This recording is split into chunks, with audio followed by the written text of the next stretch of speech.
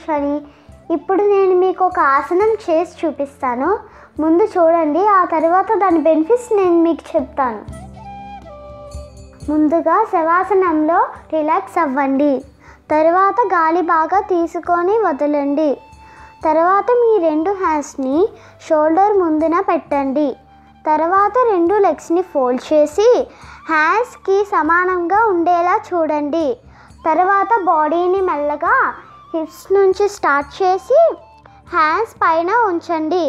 ఇలా ముందుగా 10 సెకండ్స్తో స్టార్ట్ చేసి 30 సెకండ్ల వరకు ఆసనం టైంను పెంచండి. తర్వాత దీనిలో అడ్వాన్స్ వేరియేషన్గా టోస్ పైన నిలబడడానికి ప్రయత్నించండి.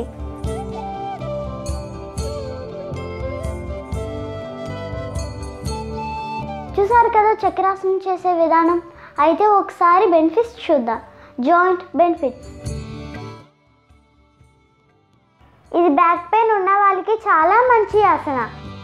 కానీ బ్యాక్ పెయిన్ ఉన్నప్పుడు మాత్రం చేయకండి. ముఖ్యంగా ఈ ఆసనంలో మీ షోల్డర్ జాయింట్ బాగా స్ట్రాంగ్ అవుతుంది. ఎవరికైతే లో బ్యాక్ పెయిన్ ప్రాబ్లం ఉన్నదో వాళ్ళ వెన్నపూస బాగా గట్టి పడుతుంది. ఇది బ్యాక్ పెయిన్ ప్రాబ్లం ఉన్న వాళ్ళకి చాలా మంచి ఆసన. బ్యాక్ పెయిన్ ఉన్నప్పుడు మాత్రం చేయకండి. Muscle benefits. దీని వలన మీ ఆర్మ్స్ బాగా పంప్ అవుతాయి. ఇప్పుడు కార్డియాక్ బెనిఫిట్స్. ఎవరికైతే లో బీపీ ప్రాబ్లం ఉంటుందో వాళ్ళు ఈ ఆసనం చేయడం వలన వాళ్ళ బ్లడ్ సర్క్యులేషన్ ఇంప్రూవ్ అయ్యి వాళ్ళ లో బీపీ మళ్ళీ నార్మల్ స్థితికి వచ్చే అవకాశం ఉంది. చూసారు కదా చక్రాసనం. ఈ ఆసనం గురించి ఏదైనా డౌట్ ఉంటే కింద కమెంట్ పెట్టండి. బాయ్.